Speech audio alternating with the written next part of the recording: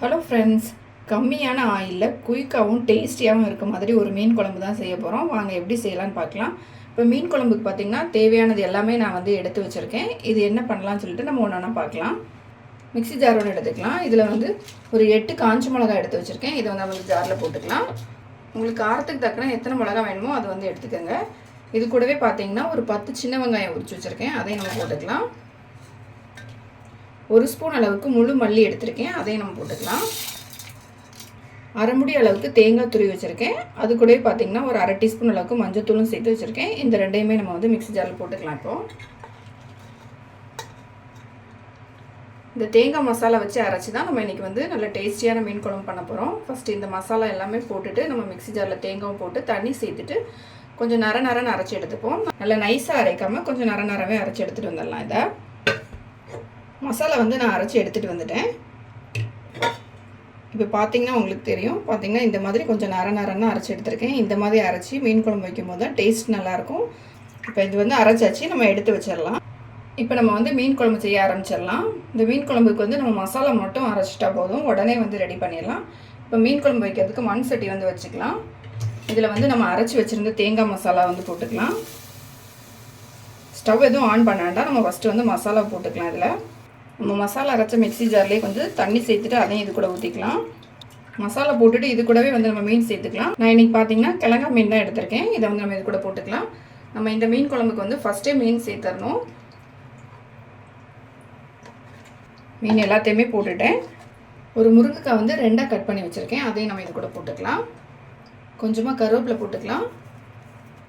ஒரு 3 பச்சை மிளகாய் எடுத்திருக்கேன். இதை வந்து நம்ம வந்து உடச்சிட்டு இது கூட போட்டுடலாம். ஒரு தக்காளி வந்து நீளமாக கட் பண்ணி வச்சுருக்கேன். அதையும் நம்ம இதில் போட்டுடலாம்.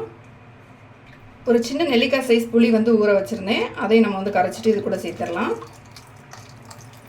இது எல்லாத்தையும் இப்போ வந்து ஒரு கரண்டி வச்சு லைட்டாக மிக்ஸ் பண்ணி விட்டுடலாம். எல்லாத்தையும் நல்லா மிக்ஸ் பண்ணிவிட்டேன். இப்போ நம்ம வந்து ஸ்டவ் ஆன் பண்ணிடலாம். குழம்புக்கு தேவையான உப்பு போட்டுடலாம். உப்பு போட்டுட்டு எல்லாத்தையும் மிக்ஸ் பண்ணிடலாம். இப்போ எல்லாமே போட்டு ரெடி பண்ணியாச்சு. அவ்வளோதான். இந்த மீன் குழம்பு வந்து கொதிச்சு இந்த மீன் முருங்கைக்காய் எல்லாமே வெந்து சூப்பராக வரணும். அது வரைக்கும் நம்ம ஸ்டவ்வை வந்து மீடியமான ஃப்ளேமில் வச்சுட்டு இதை க்ளோஸ் பண்ணி வச்சிடலாம். இந்த மீன் குழம்பு பார்த்திங்கன்னா ரொம்ப சீக்கிரமாக வந்து ரெடி பண்ணிடலாம். அதே மாதிரி டேஸ்ட்டும் ரொம்ப நல்லாயிருக்கும். ரொம்ப நேரம் வதக்கணும் அப்படின்லாம் இல்லவே இல்லை, சீக்கிரமாகவே ரெடி பண்ணிடலாம். இப்போ இதை வந்து க்ளோஸ் பண்ணி வச்சுட்டேன். மீடியமான ஃப்ளேமில் வச்சிடலாம். இப்போ நம்ம வந்து ஓப்பன் பண்ணி பார்க்கலாம்.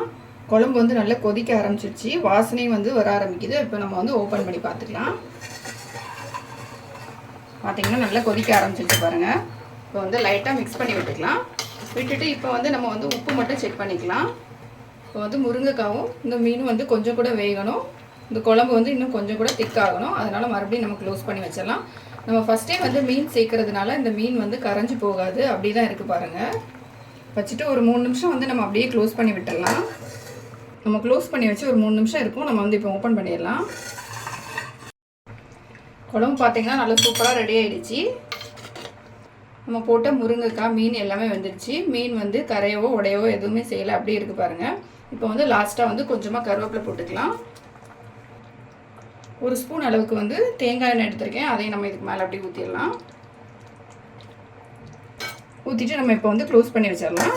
க்ளோஸ் பண்ணிவிட்டு ஸ்டவ் ஆஃப் பண்ணிடலாம். நம்மளோட டேஸ்டியான மீன் குழம்பு வந்து ரெடி ஆகிடுச்சு. இது பார்த்திங்கன்னா ரொம்ப டேஸ்ட்டாக இருக்கும். அதே மாதிரி ரொம்ப வந்து ஈஸியாகவும் செஞ்சிடலாம்.